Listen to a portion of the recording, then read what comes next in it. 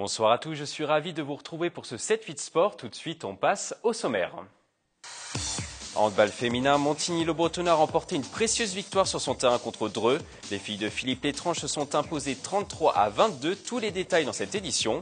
Rugby, les championnats touchent à leur fin. Nous ferons un point complet sur les clubs yvelinois. Nous recevrons sur ce plateau l'entraîneur de Chevreuse Brice Trintpronk, Guillaume Nereneuve du Rugby Club de Versailles, Antoine Blody de Plaisir et Julien Mamère de l'ASMB Rugby. BMX, la Coupe de France de la discipline était organisée ce week-end au Vélodrome national de Saint-Quentin-en-Yvelines. Coup de projecteur sur la compétition dans ce 7-8 Sport. Et puis en fin d'émission, nous reviendrons sur tous les résultats sportifs du week-end dans le département.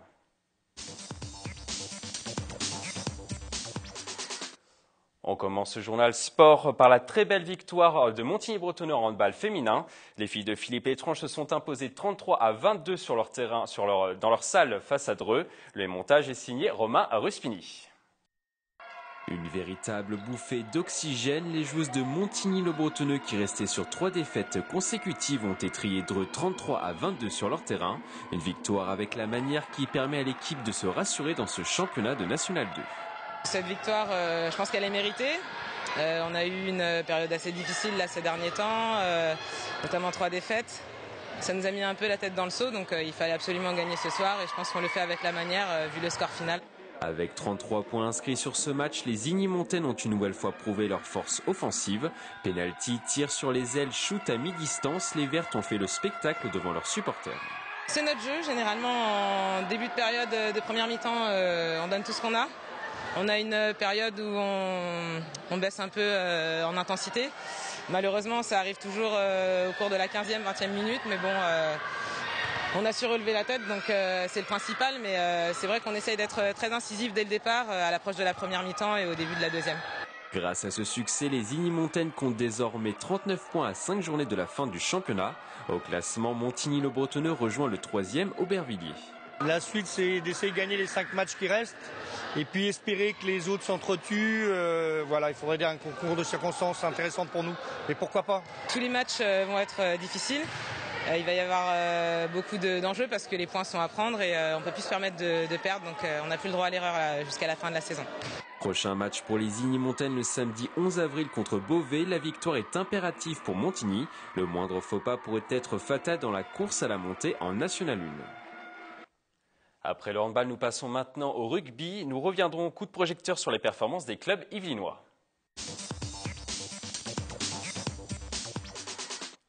Nous avons du beau monde pour parler rugby autour de cette table, des résultats notamment des clubs yvelinois. Nous recevons donc sur ce plateau Brice Trintpronk, donc coach de Chevreuse, Guillaume Nereneuve, entraîneur de l'équipe 2 de Versailles, Antoine Blody, seconde ligne au Plaisir Rugby Club et Julien Mamère, ailier à la SMB Montigny. Alors on commence tout de suite donc par la belle performance de Chevreuse, donc qui s'est imposé hier 7-3 contre Giffois. Donc conséquence, le club termine premier de sa poule. Alors j'imagine que vous êtes très heureux, hein, Brice Trintpronk. Heureux et fatigué. Heureux et fatigué. Voilà. Vous l'avez bien fêté? On l'a bien fêté, ouais.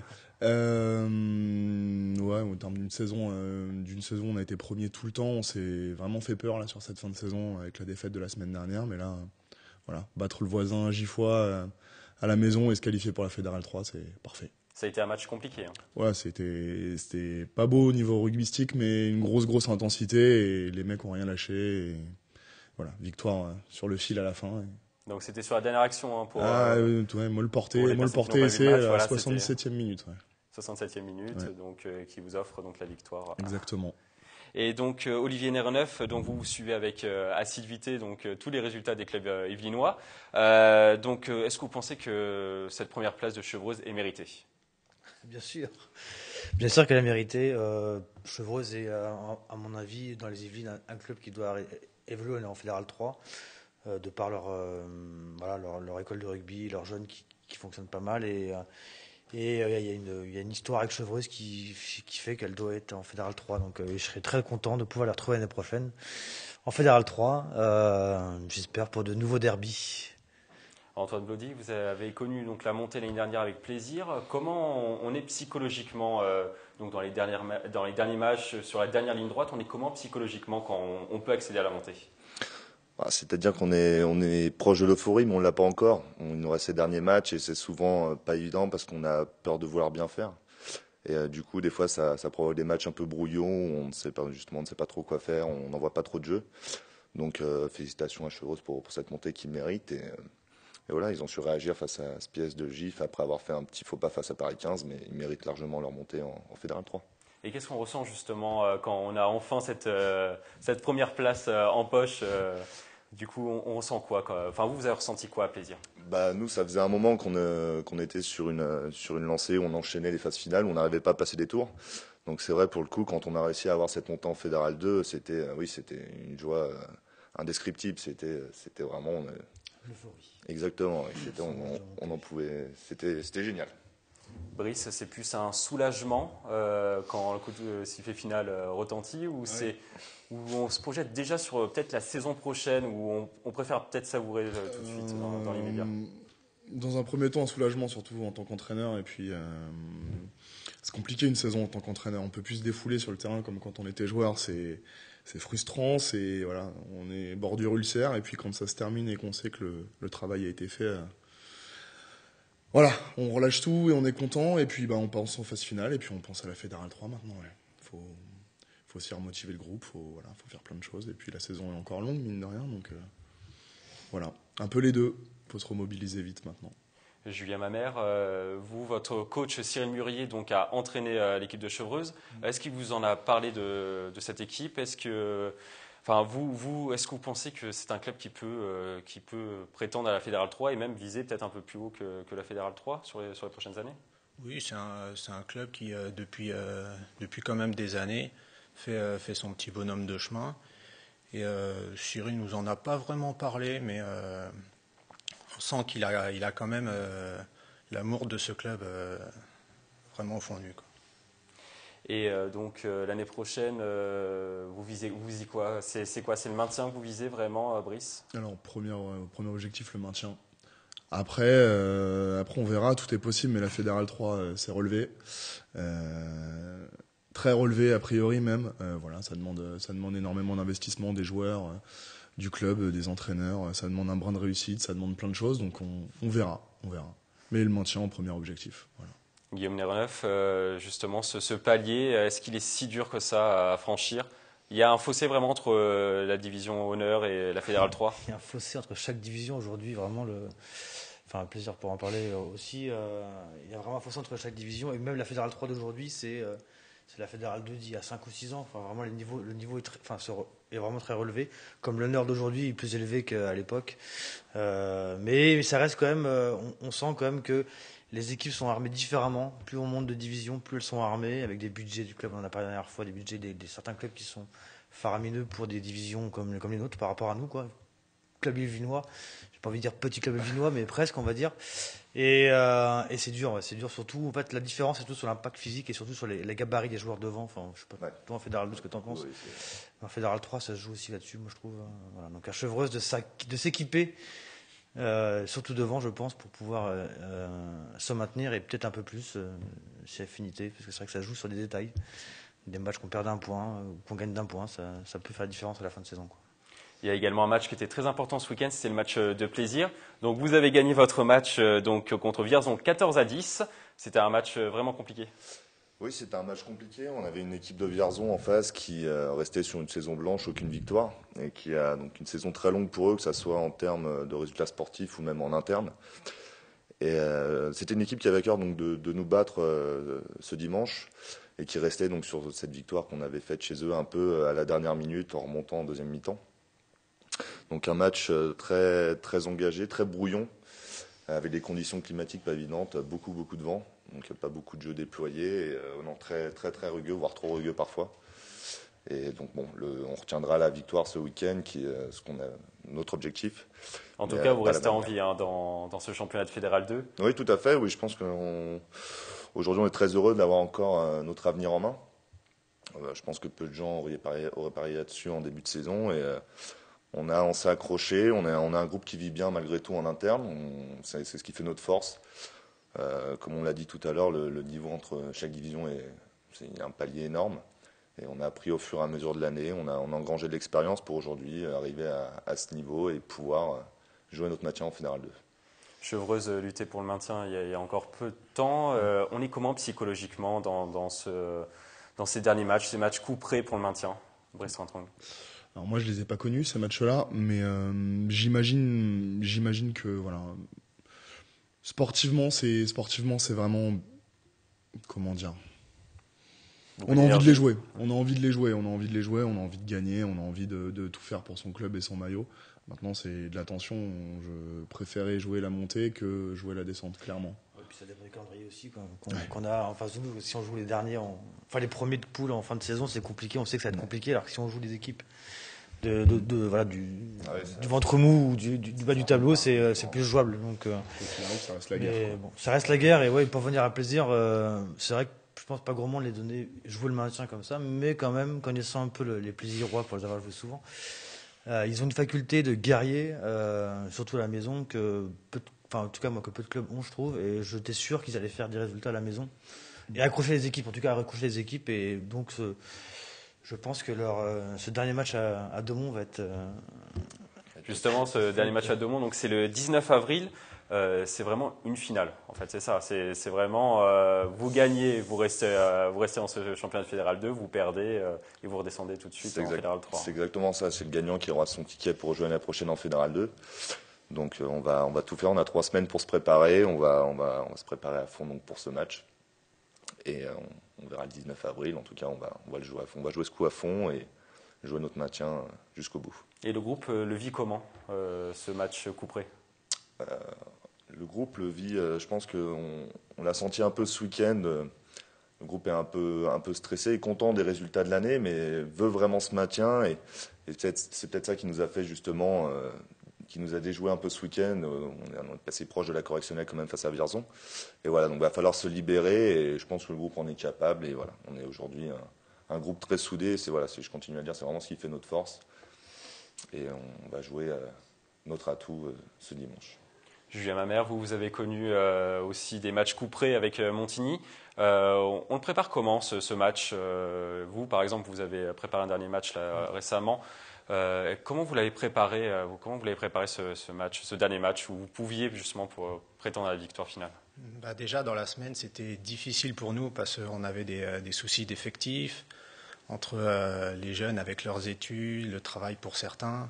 Donc niveau de l'entraînement, ça a été vraiment très compliqué de préparer ce match. Après, une fois qu'on est arrivé sur le terrain, on n'avait qu'une chose à faire, c'est jouer. Il n'y a pas trop de stress, justement? Pas avant le match. Après, pendant, il y a eu quand même un peu de stress, vu que sur le dernier match, on a été mené au score très rapidement. Mais cette année, on a réussi à évoluer et à reprendre le jeu à notre compte au fil des minutes.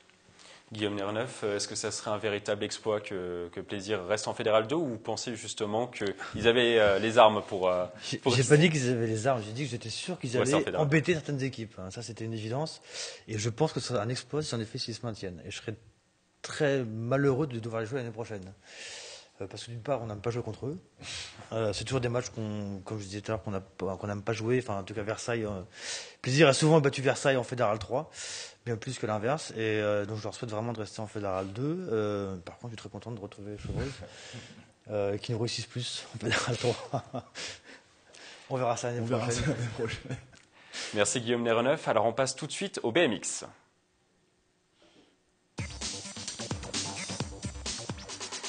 La Coupe de France de BMX était organisée ce week-end au Vélodrome national de Saint-Quentin-en-Yvelines. L'événement a réuni près de 400 participants et une centaine de spectateurs. Les détails avec William L. et Élodie Moine.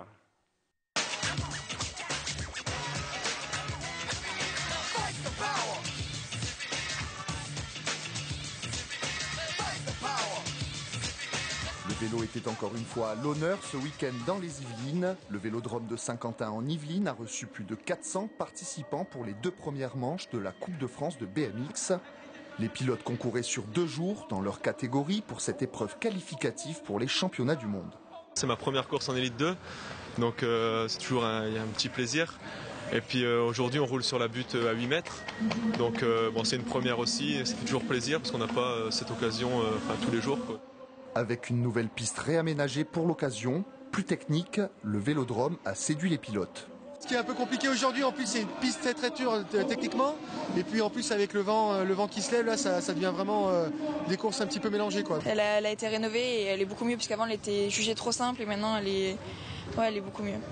Un beau spectacle pour le public, majoritairement composé de passionnés, une occasion pour eux d'admirer les performances des champions de cette discipline. Pourquoi est-ce que vous êtes venu aujourd'hui ? Pour le championnat, pour gagner le championnat, donc on fait toute la Coupe de France entière. Je suis venu aujourd'hui parce que je roulais ce matin en catégorie 19-24 et je reste aussi toute l'après-midi pour voir les meilleurs pilotes nationaux, les voir rouler, ça fait du bien. Le champion national André Sylvain rafle la première place en élite homme. Chez les femmes, c'est Mariana Pajon qui se hisse à la tête du podium. Pour les 3e et 4e manches de cette coupe, rendez-vous en Charente-Maritime le 11 et 12 avril.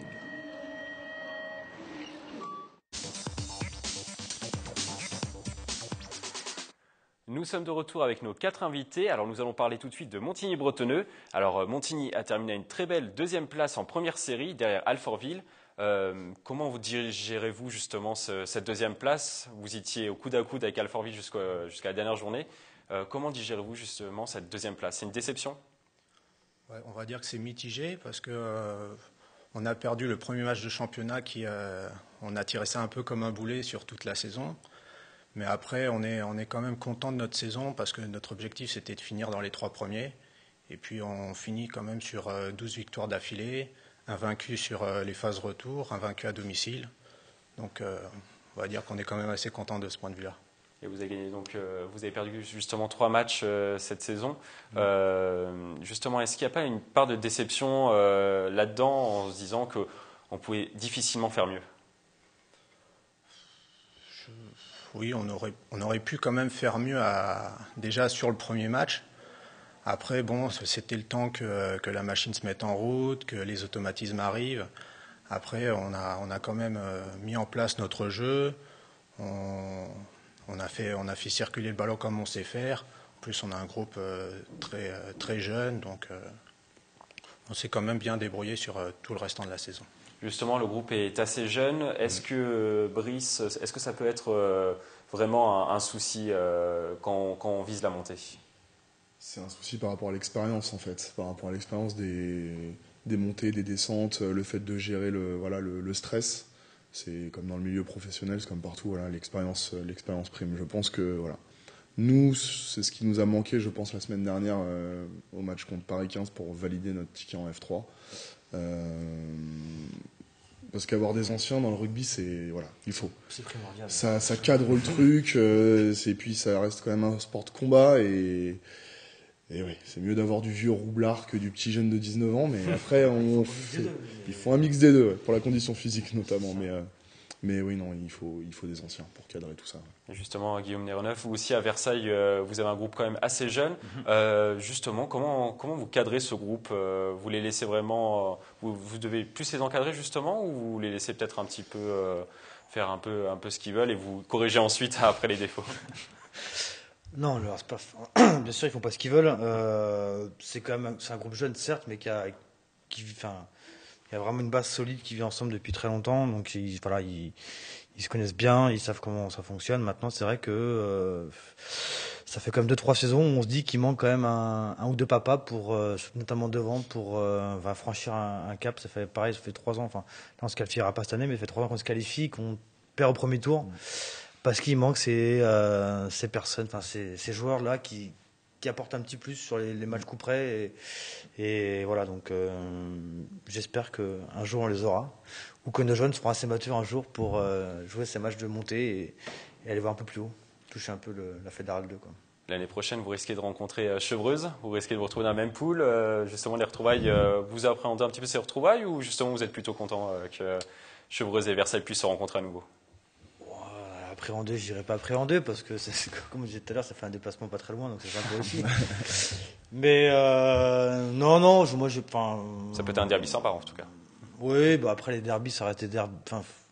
On monte ça en derby un petit peu, mais bon, après les générations actuelles se jouent moins, Il y a moins quand même de sanguinité, enfin pas sanguinité, mais il y a moins de. D'histoire de derby.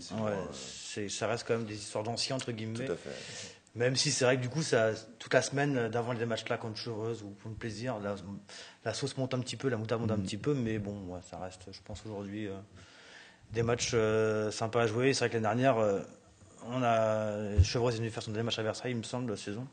C'était pas là toi encore, mais ils viennent perdre chez nous et du coup ils descendent. Enfin, on les fait descendre. Et bon, c'est un peu C'est le jeu. C'est le jeu, quoi. Mais bon, c'est vrai que c'est toujours un peu embêtant de devoir faire descendre un club, de devoir faire descendre. Voisin. De gagner contre un club. Et c'était pareil, il y a plusieurs, il y a 2-3 ans, je crois, il y a 2-3 ans, il y a 3-4 ans, vous êtes venu. Par contre, vous avez gagné à Versailles. Tout à fait. Et donc vous étiez maintenu sur la dernière journée contre nous. Et, bon, là, nous, on n'était pas contents, là. Pas parce que plusieurs se maintenaient, mais parce que nous avait perdu, quoi. Du coup, voilà. Mais, Merci en tout cas à vous quatre d'être passés sur ce plateau. Tout de suite, on passe aux autres résultats du week-end.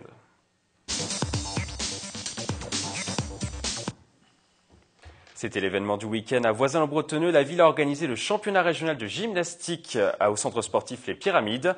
Une compétition qui a réuni 85 équipes de toute l'île de France. On écoute Pascal Tessier, le président du club de gymnastique de Voisins-le-Bretonneux. Alors après les départementales, c'est régional, donc là on reçoit toutes les régions de l'île de France, donc des départements comme le 95, le 77, le 93, enfin la région Île-de-France. Et ensuite se qualifieront les équipes pour, on va dire, les demi-finales du championnat de France.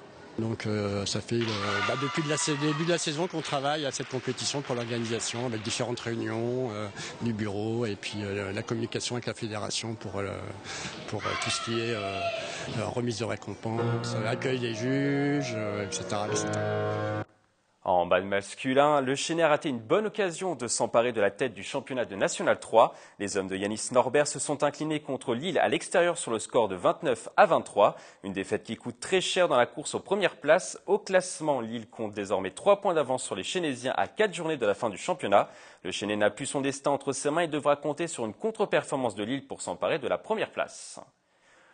Toujours en handball, Versailles n'y arrive toujours pas en National 3. Les Versaillais se sont inclinés contre Bois-Colombes à domicile 25-26.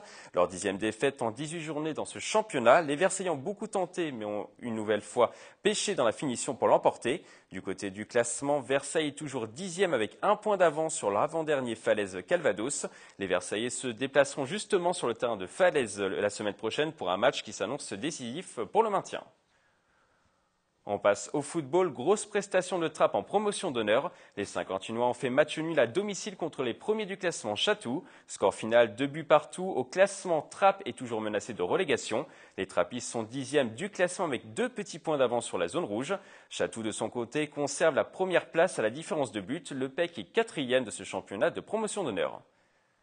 Le rallye des gazelles a débuté mercredi dernier dans le désert marocain. Après 6 jours de compétition, les 2 trappistes Séverine Soula et Laurence Batalin pointent à la 69e place dans la catégorie première participation. La plaisiroise Laura Bougan est devant son homologue yvelinoise. Elle est actuellement à la 58e place du classement. La catégorie est dominée par le duo français Stéphanie Guéry et Karine Poisson. En football américain, les Templiers d'Elancourt reçoivent les Molosses d'Asnières ce samedi pour le compte de la 5e journée du championnat élite. Victoire impérative pour les Élancourtois. Les Templiers ont remporté seulement un match depuis le début de la saison. Si vous voulez soutenir les Yvelinois, la rencontre est programmée à 20h au complexe sportif Europe. Enfin, en football, le Chénet reçoit ce dimanche à 15h Carrière-Grésillon au stade Michaud en match en retard. Les Chénésiens 5e du championnat sont favoris sur cette rencontre contre les derniers du classement. Victoire obligatoire pour le Chénet qui peut encore espérer viser le podium en fin de saison. Pour cela, les Yvelinois doivent en remporter tous leurs matchs jusqu'à la fin du championnat. C'est la fin de ce 7-8 Sport. Je vous retrouve lundi prochain pour un nouveau magazine. Très bonne soirée sur TV Fil à 78.